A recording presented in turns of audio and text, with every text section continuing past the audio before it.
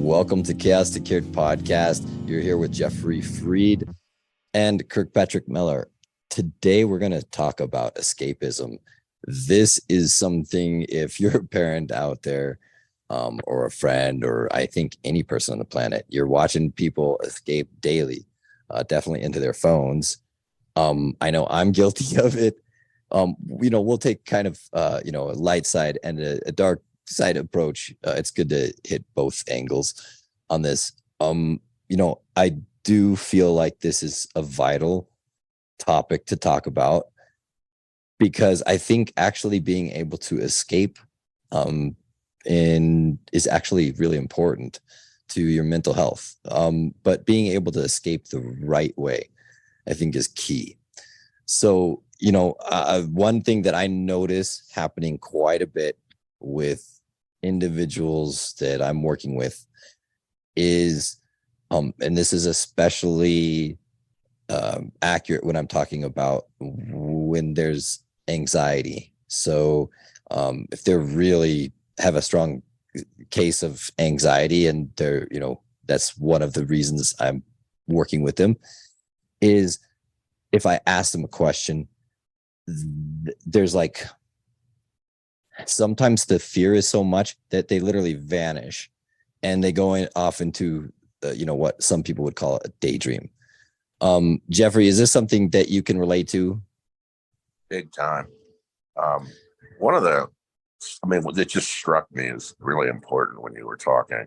Again, I work with people, virtually all people on the autistic spectrum, middle and high functioning. And I also work with people, because it's comorbid with autism, dyslexia. And one of the key symptoms of dyslexia and autism is the ability to go off in your head and escape. Some of the people I've worked with are so incredibly good at daydreaming. They're world-class. I call them world-class daydreamers. Their daydreams are so graphic, so powerful, and they a lot of times get mixed and don't know which they're in, the daydream or what we call reality. That's very common. I don't think it's as common amongst neurotypicals either. They're not as good at daydreaming. If you're more linear, sequential, you're good at organization and you can get stuff done, but you don't have the ability to daydream. That's not in your repertoire of strengths. You're average, and your daydreams aren't that wonderful most of the time. Well, the people I work with have wonderful abilities to visualize. I've worked with people who can see something one time, like a building, and remember it, take a snapshot in their head, and then reproduce it or paint it or draw it. And it's incredible how well they can hold the picture.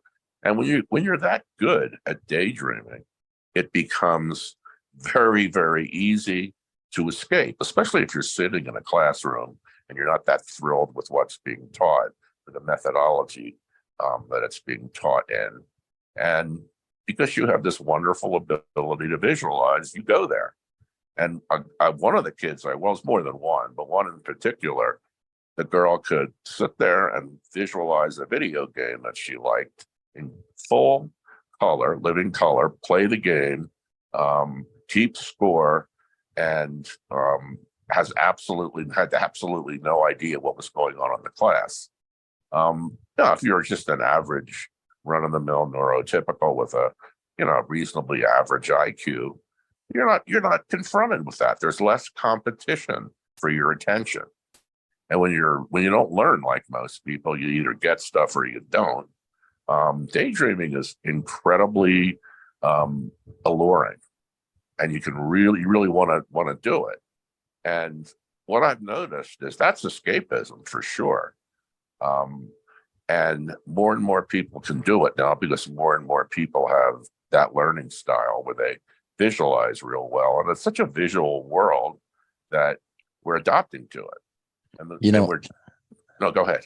Yeah, I was, the daydreaming is something where, the vividness of some of the things my students will explain to me, or It's astonishing. Like you said, the abilities to see that, and whether it's art or and we've talked about it before with ADHD, where there's that hyper focus, which is often seen as daydreaming, or I would get Yeah, right. captivated with one particular thing, and so teachers would think I was daydreaming and wasn't focused on anything, or I couldn't focus, and I was really focused, just not on anything they were talking about, as you kind of Exactly. mentioned, and it's not just in boredom that we do that. It's also discomfort. And Very good. that is one of those things that, especially, and that's why I brought up the anxiety. A lot of times I'm working with someone and they seem so terrified that, like, to ask them a question, it's like a mammoth task, because they feel like any failure at all is, their whole world is going to collapse. I get that. Yeah.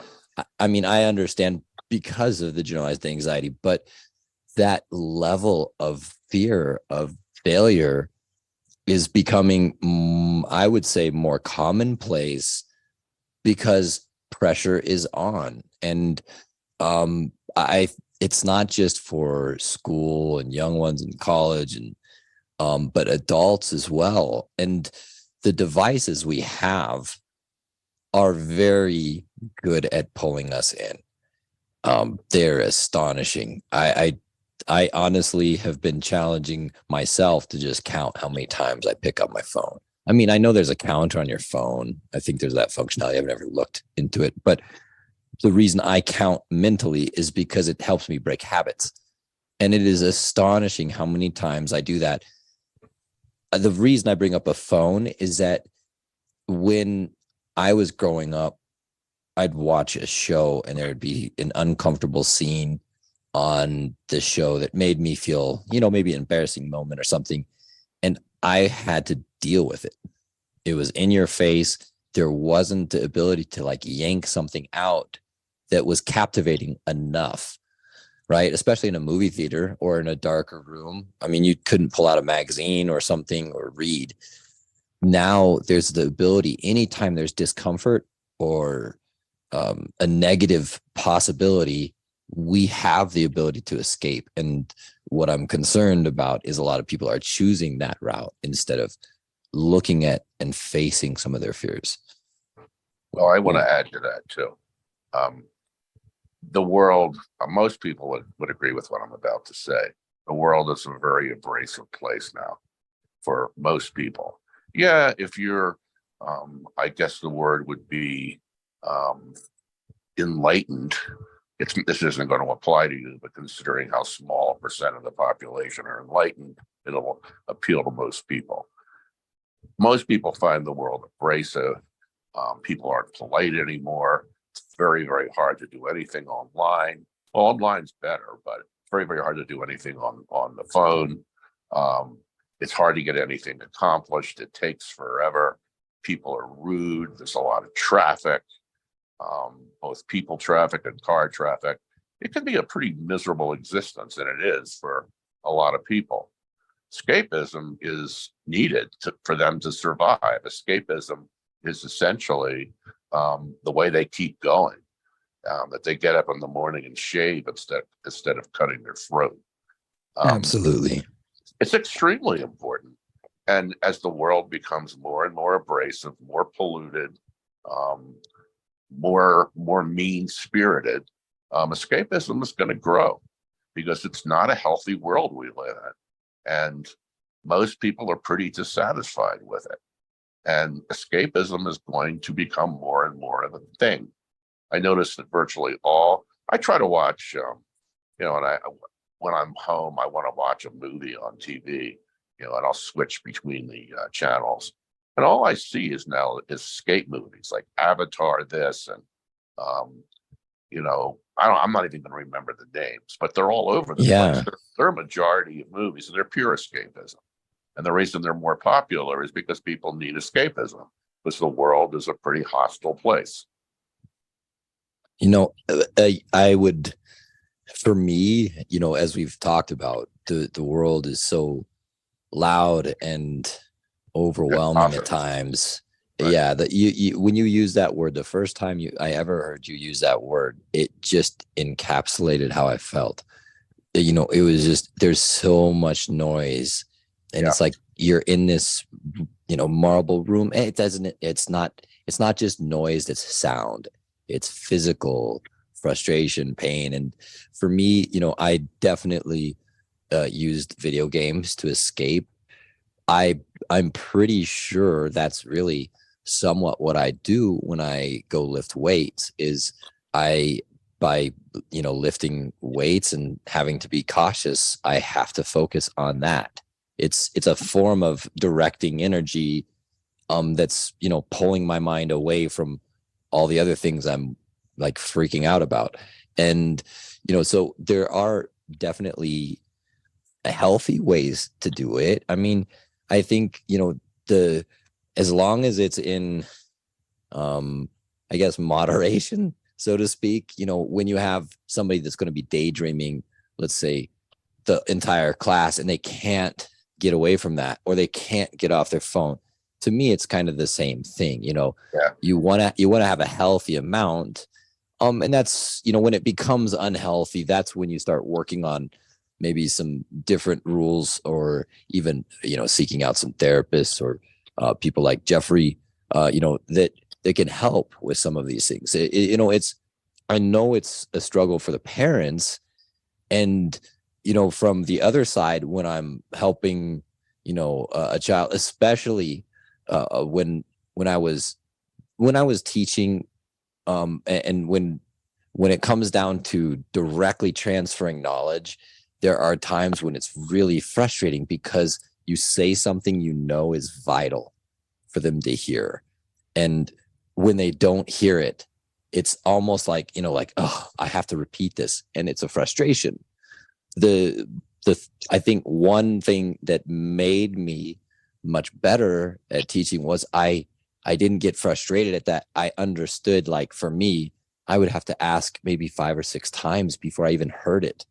And I know that was frustrating for my mom and my teachers and my friends. There's still some days somebody will come up and I'm like, I'm so sorry. I literally didn't hear anything you said. Would you mind repeating it? Usually if I ask for that, I can get it. But so I think sometimes I even escape without knowing it.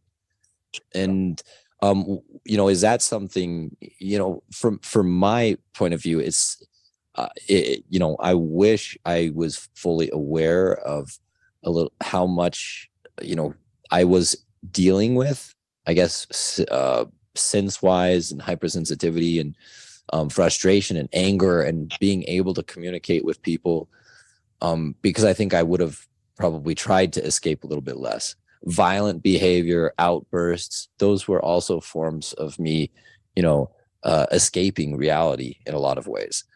And I feel like it's something that also is something I did that was, I think, a big red flag for most parents. It's kind of like, hey, pay attention. Something's wrong here.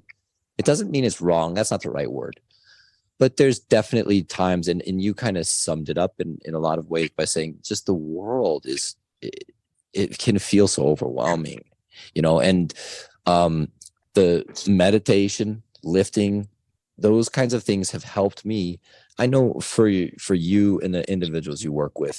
And I did want to mention that you said before dyslexia, you also do ADHD Right, as sure. well. And that's something that's super helpful. And, with that, you see that, I know it was something that I had with bipolar. I feel like it's definitely, as you said, the visual spatial. I know that my mom, as far as she would be considered kind of the polar opposite, definitely organized, sequential.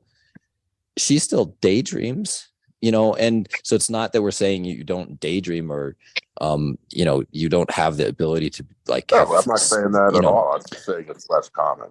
Yes. It's less exist. Well, and I think the daydreaming, the big part is it's becoming more common because we are seeing an increase genetically from everything I've read scientifically, and the increase of people that are non-neurotypical, as we would classify it, so we're going to see more daydreamers, and these devices are going to pull things back. And it's something we had talked about doing a whole show on it. There's no need to, because it's talked about so much. But of course, substance abuse is definitely a form of escapism as well. There's a lot of times people are escaping, and the one thing I would say, before I want to hop back and get some thoughts from you, but I do feel that the moment you stop trying to escape and you appreciate the person you are is literally the moment everything started changing for me. I mean, my life was a little bit easier, not a little, everything started to flow because you stop resisting who you are. So, escaping from yourself, and being embarrassed for yourself it's a hard journey, just like pretending to be from someone you're not. It's just too much work.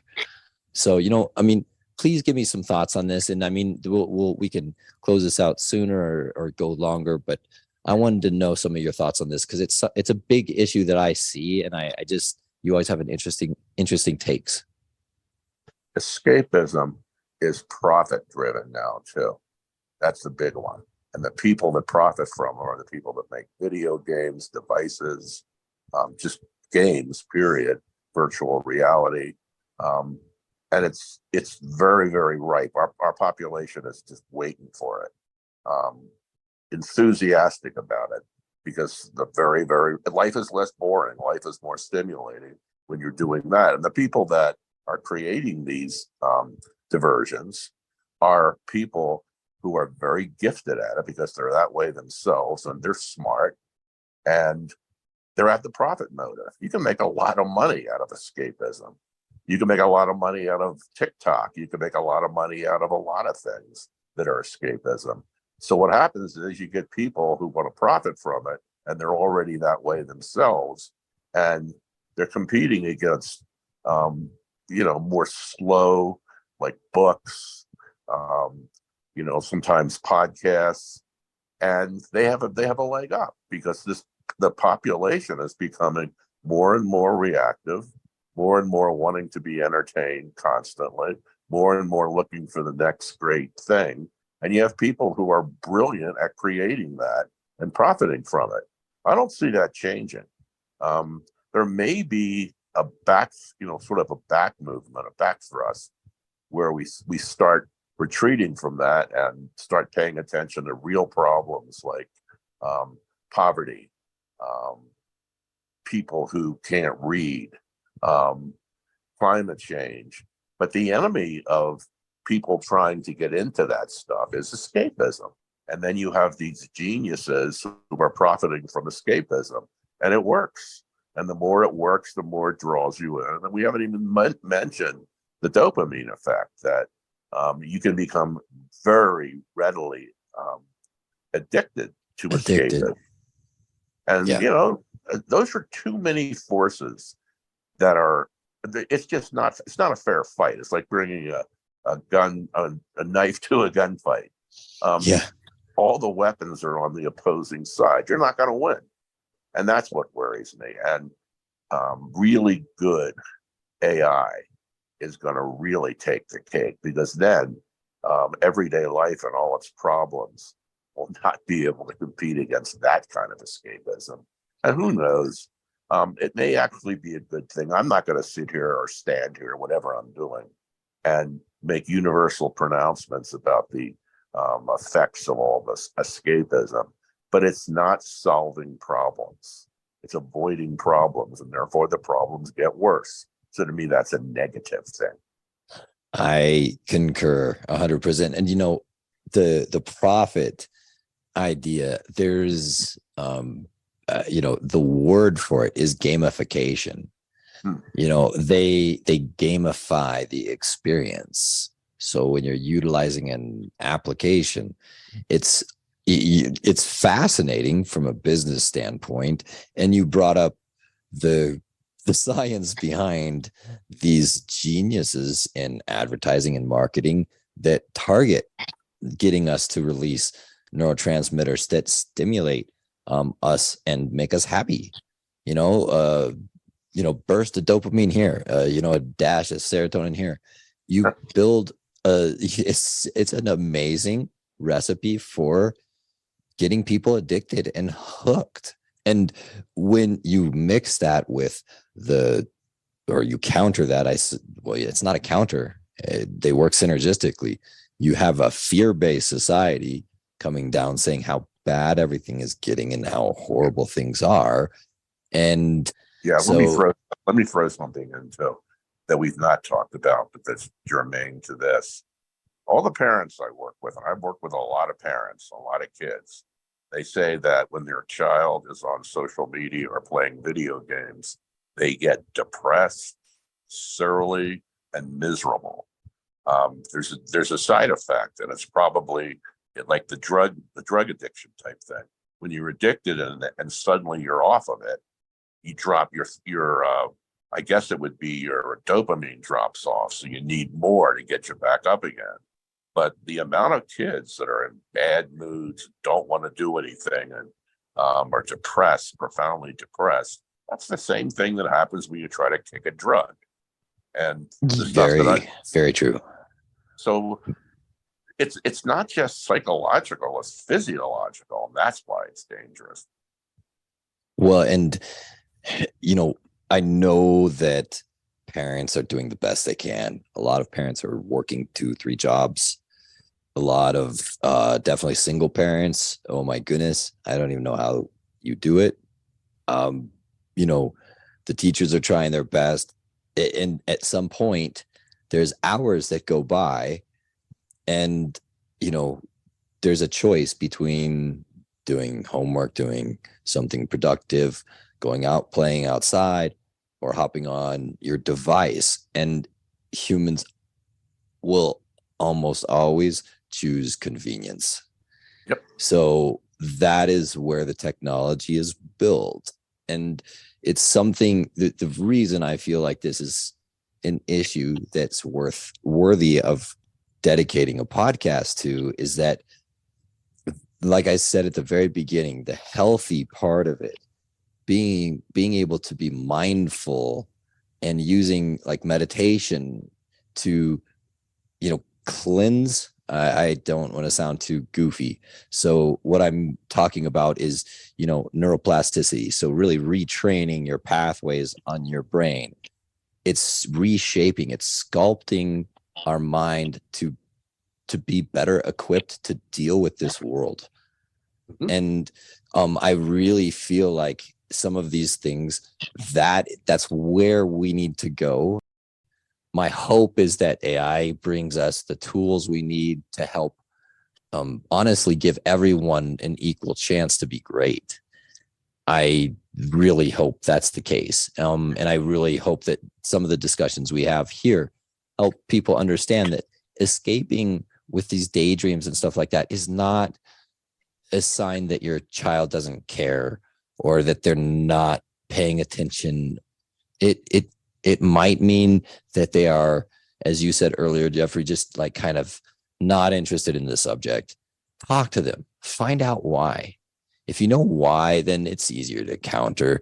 And again, these things, I do feel like a certain amount is healthy. And you said that earlier too, So I do you have any closing subjects? No, I don't. I think you've said it. And it's I guess it's a topic that's going to come up again, obviously, and we can address it again from maybe a slightly different angle. But I'm comfortable with what we said. I feel it was covered well. Oh, thanks so much for your time, and thank you for everyone for listening. We will be back the following week with a new podcast, and we appreciate each and every one of you. Have a phenomenal week. We'll be back. Bye.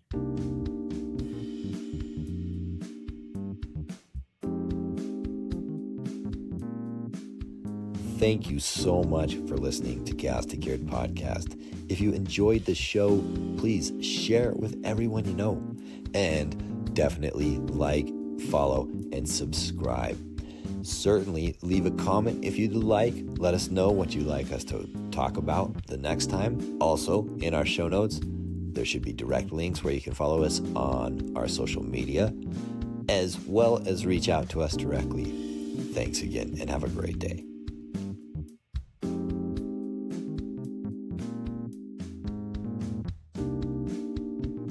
The views, thoughts, and opinions expressed on Chaos2Cured podcast are the speaker's own. All discussion is based on our own experiences. We do not and cannot guarantee the accuracy or completeness of any information. Chaos2Cured podcast cannot give medical or health advice. All discussion is based upon our personal experiences and meant for general and educational purposes. This podcast is not a substitute for professional help or for diagnostic purposes for yourself or another. Chaos2Cured podcast always encourages you to consult an appropriate professional.